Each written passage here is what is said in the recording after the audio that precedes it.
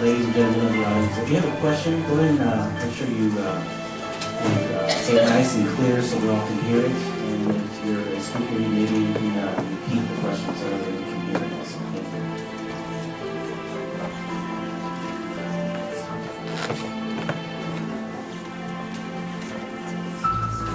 you.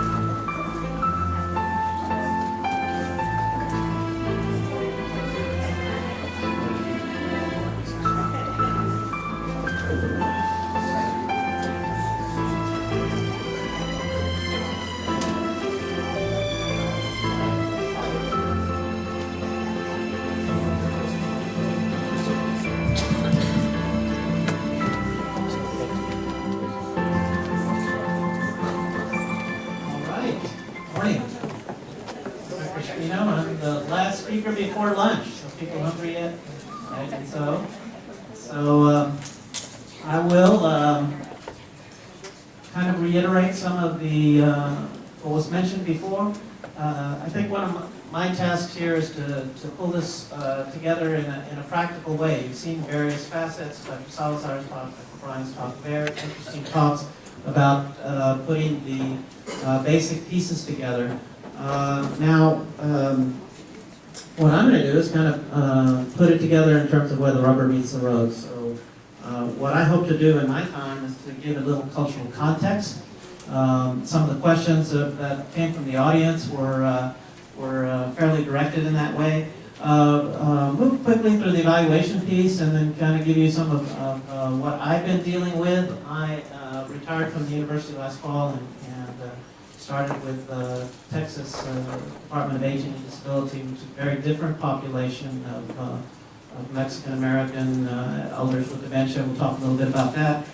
Instrumentation, I think, has been covered. I'll move through that in terms of a practical standpoint, and then talk a little bit about after the evaluation, what to expect, and so on and so forth. You've heard over and over again from the prior speakers about the special and unique barriers that happen with this population. Socioeconomic status being a big one in terms of the ability to access health care. We'll talk a little bit about that, but just in general, socioeconomic status. Education. You've heard that this morning.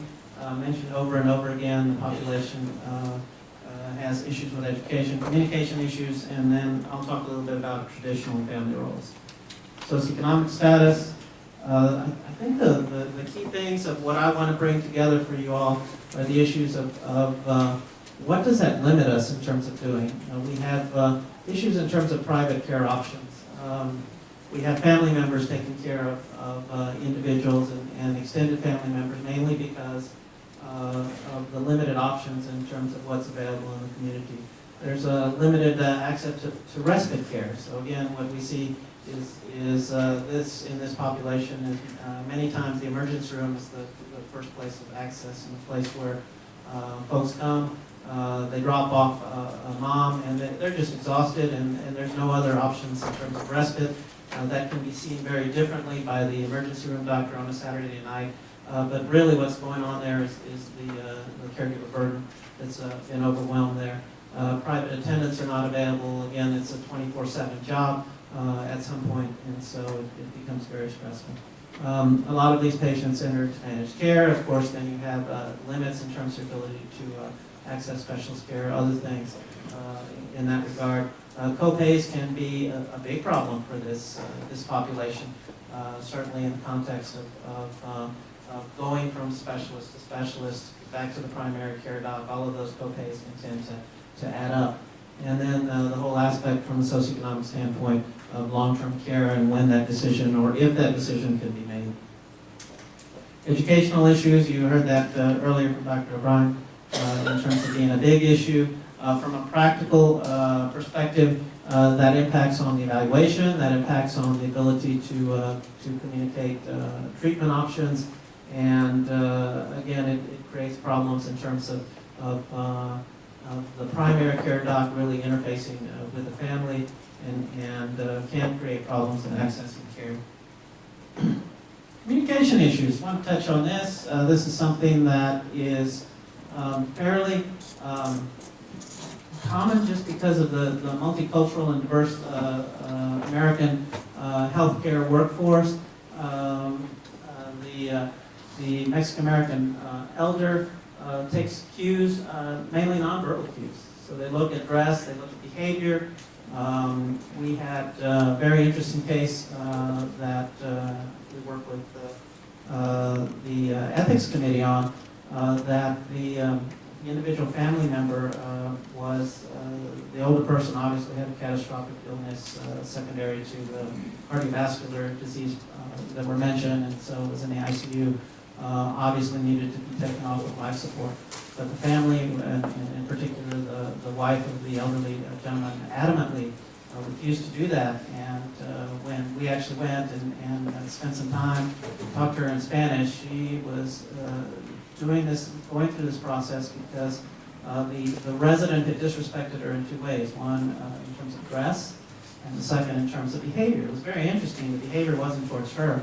It was how the individual resident was addressing their senior physician, and felt that they were disrespectful in their respect and their demeanor, and consequently was punishing our entire healthcare system because she was not going to remove that until he came and apologized. And it was very interesting. When we got past that, came and made the resident apologize, and everything flowed and moved forward. So that touches on the issue of respect and the issue of formality. In our office, and actually in my current office, we don't address each other by first names as professionals. We're doctor or Mrs. or Miss or nurse or whatever, but again, that level of formality again sets the stage for people watching in terms of verbal and nonverbal communication. Personalism is something that's very important in this population, the ability to sit down, to connect. When we were doing our San Antonio longitudinal study of aging with Dr. Colin Pasuda, we would have the staff actually go in, have coffee or tea or whatever, and spend time with the individual family members before we even address the issue of would they like to participate in our study. And lo and behold, we had very high rates of participation as a result of that.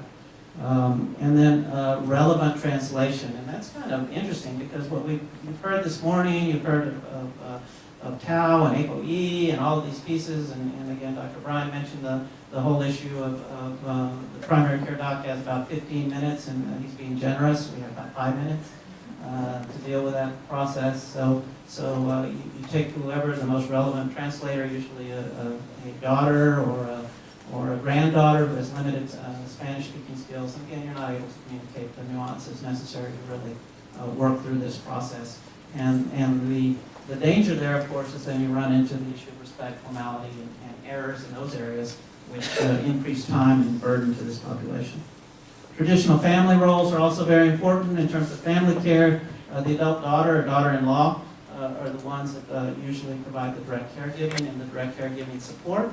So your daughter and daughter-in-law, so you might, again, because they're bringing mom to the doctor on a regular basis, then of course you think that they're the decision makers, and actually the family decision makers are usually the wife or the elder son. Of course the wife is monolingual, she's sitting in the corner, right, because she's respectful to the individuals in the room, and what happens is the dialogue tends to go with the adult daughter or daughter-in-law. Of course the decision maker is frustrated because there's a lack of respect in the room, and again you get all kinds of gumming up of the works and issues associated with that. At the state level, since we're a secondary referral system, we have another interesting issue in that these folks are not necessarily the decision makers, but the state of Texas is the decision maker. And so again, how do you navigate that in terms of giving them some level of input, but again, leaving it up to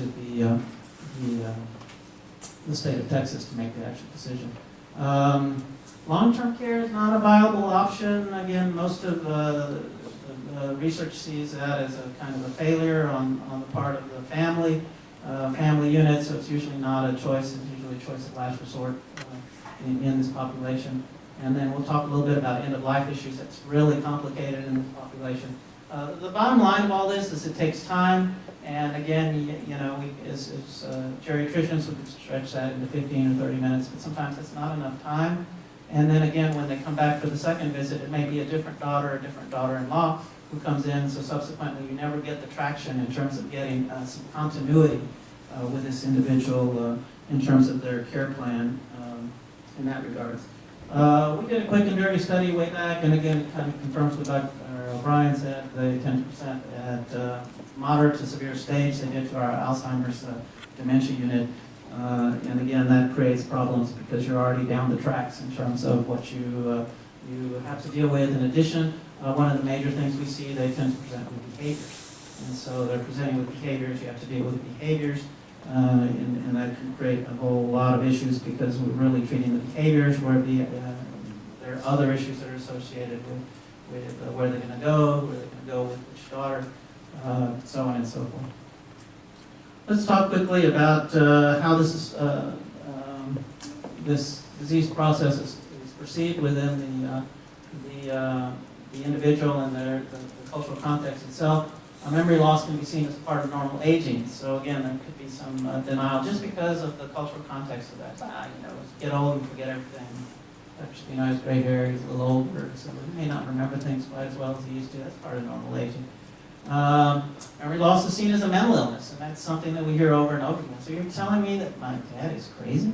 And again, the equivalency between dementia and actually talking about the issue associated with mental illness, it takes time to tease that out and say, no, that's not what we're talking about. We have a memory disorder, it's a neurological problem, it's something that we can work on, and those kind of things. And then the other interesting thing is memory loss is seen as a loss of role. So there's the individual who may be the patriarch and the matriarch of the family, as they lose their memory, then who's going to make the decisions in the family unit? Who's going to do this or that? So there's an idea to mask that, and if you can mask that, then perhaps you don't have to deal with that overtly until it becomes obvious, which usually is Saturday night in the emergency room with the emergency room doctor to deal with. In terms of evaluation, I want to touch a little bit on family roles and then the healthcare provider role. So family role, the family obviously drives care. If they meet with the individual primary care provider or with the individual specialist and they don't like them, they'll shop mom or dad around. So again, the delay in diagnosis, the delay in treatment. The family role is more complex than it appears. So there's many players in there. There's players that are outside who may be decision makers. There may be a son who is actually the decision maker. In our world, it's very complex because there is a decision maker in Austin for these individuals in our world, and yet the family members are there in the emergency room or they're in the hospital and they're talking to the physicians. And the physicians think that the wife is actually the decision maker, and that creates problems. So it takes time to read the tea leaves. The issue is really relational. And one of the interesting things is relational is really that personal touch, and it may not necessarily have to do with language. So it's the sincerity, it's the understanding that you've taken the time. And so one of the things when we trained our young residents is concentrate less on perhaps the language and more on your body language and more on how you really sincerely want to get to help the individual. So that's kind of what we zeroed in on. And again, my little issue at the bottom, which is this all takes time. Very busy slide. The Institute of Medicine report in 2002 really codifies what we know already, which is basically busy practitioners, busy emergency room physicians. When they don't have time, they're going to go with what they were trained, which is we train them in snippets, right? Little packets that we put in our brain somewhere, so we go to stereotypic evaluations, and then we feed off of that and move in our what we call heuristics based on those processes. So there's not an underlying sinister thing there, it's just the way we do business, and that creates problems because we can move there, and not everybody who's Mexican American looks at things through the same lens as others. It's much more diverse and much more rich in that regard. Not to mention the overall Hispanic community, which now we're getting a multicultural Hispanic community. So you know, a Colombian, a Salvadorian is not a Mexican origin person, and again, you know, the foods are different, and you know, you get plantains when you go with the Cubans, and I wasn't raised on plantains, so they're good, but I like my refried beans. And I don't know, Dr. O'Brien, is that good, bad, or it's a little bit, right? A little bit's good, and a whole lot is bad. So. Diagnosing dementia, screening instruments. I'm not going to go over this. I think this was covered in detail. There's problems with all the screening cognitive tests. The interesting thing is and we know this intuitively with cognitive testing, you need to have proper interpretation and an interpreter that can help you with that. There is a racial socialization, norming to the questioner, which we've seen. We had one little old lady that came to our clinic, and we sent the resident in. She came out and said, "Oh, she's psychotic. She's really, really psychotic. She's seen things in the room and all those kind of things." So I went in, talked to her in Spanish. She was like, "Oh, you know, it seems such a nice resident." So I was just answering the questions the way I thought he wanted me to answer. So again, there's some cultural issues going on there. There's some norming to the questioner, figuring out this is a two-way street. So the questioner's there, the individuals figure out what the questioner wants, and then there's an evaluation there. The culturalization, lower culturalization, lower scores. We have that issue within our group because we deal with a lot of folks with mental retardation, so most of the testing done in the 75 and 80-year-old population would have done in the 50s and 60s, so we all know what kind of instruments were being used back then, so are they really MR, are they not MR? Those are issues that we deal with, and of course language is a big barrier. Education, and we touched on this, but also we don't want to mention, we want to mention the illiterate and subliterate and the quality of education. We have one lady in our facility who is fourth grade education, but she had fourth grade education on the King Ranch in the 1940s where there was a one-room schoolhouse. So I'm not sure that would be equivalent to maybe a fourth grade education in one of the San Antonio Independent School District schools, but it might be better, it might be worse, but it just creates more noise and creates more problems for researchers who are trying to dig into this process. Instrumentation issues, and again, since we get busy, I do want to touch on this, is that evidence versus heuristic. As we get busy in evaluating people in clinical practice, then we tend to jump to conclusions, so we do confirmation bias, so we look real quickly, oh, you're obviously demented, when in fact there may be a medication that's happening that may be causing a clock to be abnormal or something like that. Sleep disorders being very prevalent, of course, in the population. Obviously, with the obesity issue, you think of obstructive sleep apnea as being an issue, and of course, if you have a sleep deprivation, your clock can look like that in this population. And then, again, at the bottom here, I want to just touch on the issue that all this stuff takes time. All right. Diagnostic issues, so at the end of all that, there's diagnostic interpretation. It heavily falls on the primary care physicians, and dependent on who trained them in terms of their ability to diagnose whether or not it's Alzheimer's or some other disorder. If they send them off to a neurologist or a psychiatrist, again, it's heavily dependent on who trained them in terms of their ability to diagnose and treat dementia and Alzheimer's disorders. The folks that we have, the neurologists in our state system, are really there for seizures, and they're really super seizure experts. But in terms of looking at the process of Alzheimer's, they didn't get a lot of those folks earlier, and so this is a new process for them. Sociocultural issues, so again, transportation, getting to the doctor, getting the diagnosis, getting back, all are issues, and then the provider relationship or lack thereof creates problems in terms of whether or not there's a diagnostic interpretation. So again, you have the daughter-in-law, they take the information. Their job is to interpret what the doctor said to the rest of the family, right? Because the rest of the family sometimes comes to the final visit, but most of the time they come to the first visit, right? And then they send the one daughter-in-law to go get the information, take it back. So there's, again, issues in terms of confusion that can easily occur in that process. Breaking the news, again, that's we mentioned that. I liked the aspect of saying that you have a memory problem. Well, do you think I'm crazy? No. Do you think I have Alzheimer's disease? Well, we need to look at that, but right now we're working on the memory. How about we start on this medicine? And then all of this involves physicians and at the initial stage, and then the use of our extended healthcare team in the ultimate process. Areas that are missed in evaluations, medications, polypharmacy is a big problem in this population. And again, you have a tendency to share medications, so again, you have to be really directly questioning about whether or not they're taking the neighbor's medications or their aunts, your aunts, their sisters' medications. Sleep disorders, a big problem, not often looked at in this population, and again, as we move forward with the increasing BMIs, and that's something that needs to be looked at in terms of how it impacts on the cognitive aspects.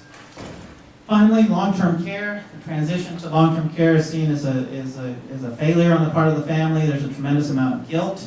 The other issue, of course, in long-term care is you have multiple providers, right? You go to, you've had your provider for a while, but then you go to long-term care, there's a new provider there, unfamiliar to you. The Medicare rules of after they've been established to go every 2 months. So again, there's a disconnect in terms of the family. They think of it in terms of a hospital where the provider is relatively accessible and able to interpret things. In addition to that, those of us who work in long-term care know that we need to, we have panels of 200, 500 patients, and so again, it becomes a problem in terms of that. There's multiple decision makers who may or may not be there, so it's convenient for us, so whoever we walk in on and is there, that's who we're going to impart the information to. And again, that creates all kinds of problems. Issues of ethnic food with weight loss is something that we've experienced in our population, where if you don't have the proper ethnic foods, they begin to lose weight because, again, the white bread and the meatloaf is just not culturally what folks want in that aspect. And the aspect of respect within long-term care is an issue. Again, we have a direct care workforce that may or may not be normed to the level of respect that sometimes is expected by the family and the individual in going into long-term care. And then they pass that word on to the other families and the other families in their community, and before you know it, again, the issue of going into long-term care is not something to look at. End-of-life care, ethical constructs, prolongation of life, and again, that kind of runs counter to what we see in the community. Again, the issues are more of one of looking at DNRs.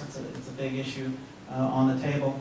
There was kind of a disconnect when I went to the Texas Department of Aging and Disability, because they see it in terms of this population being relatively disadvantaged. They looked at the literature and they made a different conclusion, which is folks at DNR tend to get less care, and so we're limited to 10% of our population in terms of having active DNRs.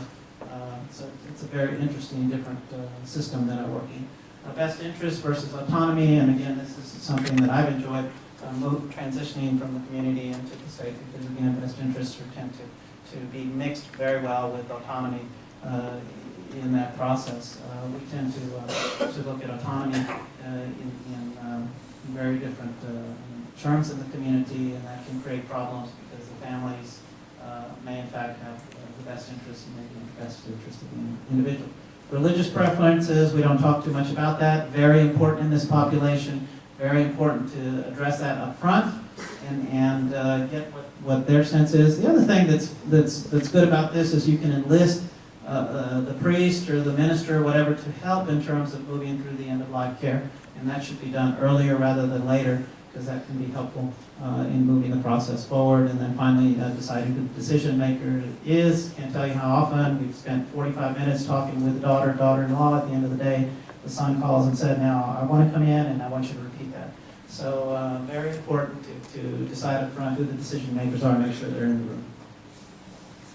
Okay, so in summary, to kind of pull things together, culture does tend to drive the care in this population. It's a diverse population. You can take some of the points that I mentioned in a stereotypic fashion. You can read more about it and kind of expand what want to know about this. Instruments are helpful, but they're not diagnostic.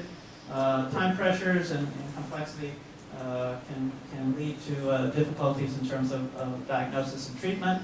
And last but not least, the unit of measure really in the future, if we're going to be successful with this population across the board, needs to be really measured in terms of times and not dollars. So I'll go ahead and stop right there and see if there are any questions from the audience. Thank you. Yes, sir. Hi, me again.